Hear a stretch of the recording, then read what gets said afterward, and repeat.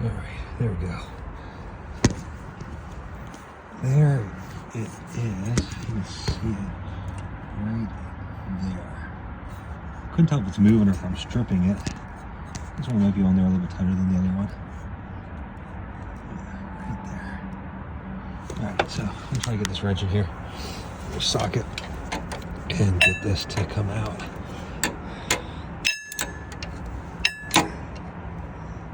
Oh, it's very tight.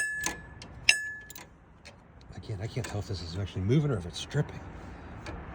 This is a pain in the ass. There we go, that's tighter now. There. All right, move. Yeah, there we go. So that's coming out. Now, the threads on this are really long. And like I said, these are just Harbor Freight. So I don't get a lot of revolutions per turn here. So it's gonna take a while.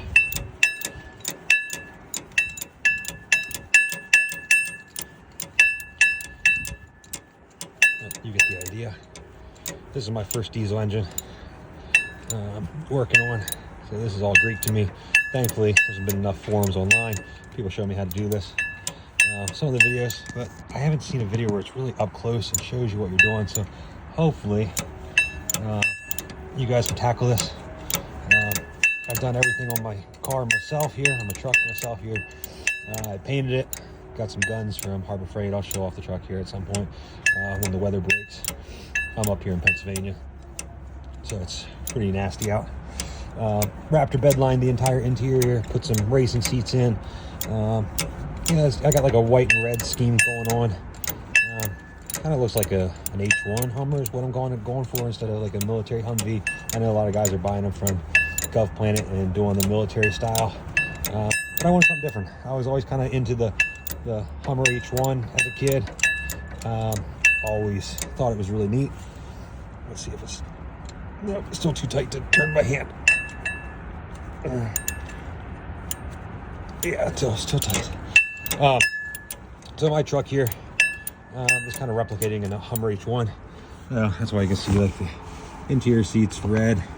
I did like a Jeep Grand Cherokee. They're bright white color for the exterior. So it's a pretty neat undertaking. If you guys are in the market for a Hummer or a Humvee, definitely recommend it. It's relatively easy to work on. I've learned some stuff. Here you can see like this is the wires for my engine fan. I was having some issues with the fan kicking on and then actually kicking off. So I just bypassed, you can see there, bypassed the fan. And then I wired up to the inside of my doghouse with just like a push button switch so I can turn the fan on and turn it off. So it works out really good. So it's just neat, like learning some things about cars when you're like not really mechanically inclined. And it seems like it's relatively easy to work on. There you go, nice. Now I'm getting somewhere I can do it by hand.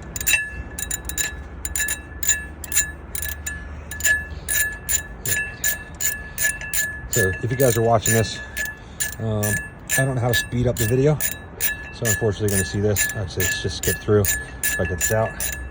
Now, oh, that one came out nice and easy compared to the other one. I had to pull the other one out with some vice grips. Now this one looks a lot better than the other one. Some people talk about them being swollen, things like that. This one obviously is rusted, but it's not swollen compared to this one. All right, compared to the one on the left that came out first, it was kind of junked up. All right, not bad. All right, so I got these from Black Dog Customs. These are a little bit expensive. I think they're like Wellman is the brand. But these seem to be like the best ones around from what I've found online research wise. So I figured I'd go with them. Now a lot of people say to put some grease on there beforehand. I was a little impatient today, so I forgot to go and get some grease. So I'm going to install these couple on this side. Daylight's kind of dwindling here, so I'll probably do the other side, and I'll get some grease for those. But my goal is not to keep these in for like more than about a year, and then replace them every year, just to be on the safe side. That way I get a nice clean start every time. So there's the hole. You see the hole where it goes in, right down there, right above that red. It's kind of hard to see it, but I'm gonna try to thread this in, get it started by hand. God, this is really hard to do. Gives me much more appreciation for guys that make YouTube videos. But, you know, you judge people online, you're like, how hard can it be? Well, when you're holding a freaking camera, it's fucking hard.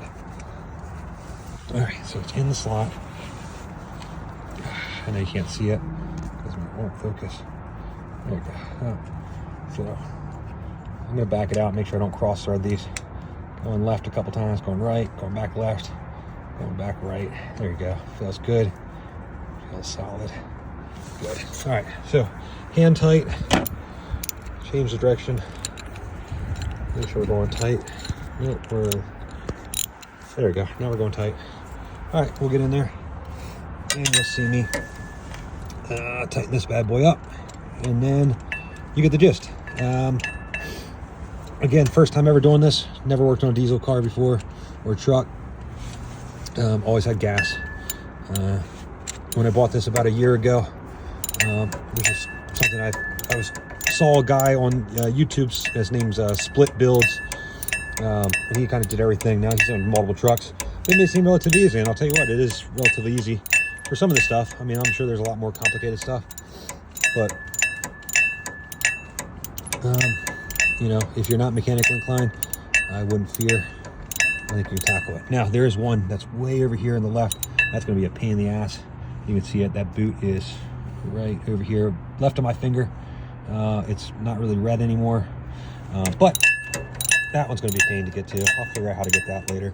Like I said, I'm running out of daylight. I'm a teacher, so I usually get out of school and get home at like 3:30, 4 o'clock. But today I was kind of dicking around. Had some stuff to do after school, so it took a little bit longer, and I'm running out of daylight. Plus, it's kind of chilly out. But I'd like to get this out, so I like to take the Hummer out in the wintertime. I do need to get some doors for it.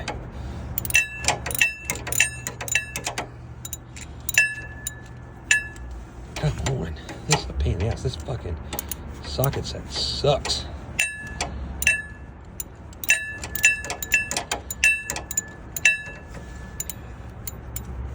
Like I said, doing this crap by hand is a pain in the ass too. Man, there's not a lot of room in here. I'll tell you what, I don't know how people are mechanics. I would be breaking shit left and right. I used to have a crotch rocket, and I would do my oil changes on my crotch rocket. Man, that shit was a fucking nightmare. I'd rack my knuckles and just want to break the fairings or anything else. There we go, nice and tight. So I got it hand tight there. Did a couple cranks here, not too many. So I wanted this to be able to come out in a year. That's good. All right, I know you're supposed to do it to a certain torque, but I mean, we've all fucking tightened a boat before. You know what's tight, what's not. You know what's overly tight, what's not. Put the boot back on. Boom. Again, people put some like grease on there. I'm not going to do that because I don't have any, but I'll get some when I go to AutoZone here in the next couple days. Hope that helps, guys. That's 2 of the glow plugs. Again, there's another one to the hard right. You can see it there in the distance. Boom, that guy there. Again, some people say you can access by the doghouse. Good luck. And then there's one all the way to the left, right there. That guy right here. Again, it's supposed to be a red boot. There you go, you can see the red now. All right, but that's the 4 on here. There's 4 on the same side, or on the opposite side in the same position. Hopefully that'll make a difference. So I'll get the others installed here in the next couple of days, and I'll do like a test fire. I'll get the cover off the car, and you can see it, and you can see like the progress that I've made on this bad boy in the last, yeah, about 11 months. So, all right, guys, thanks.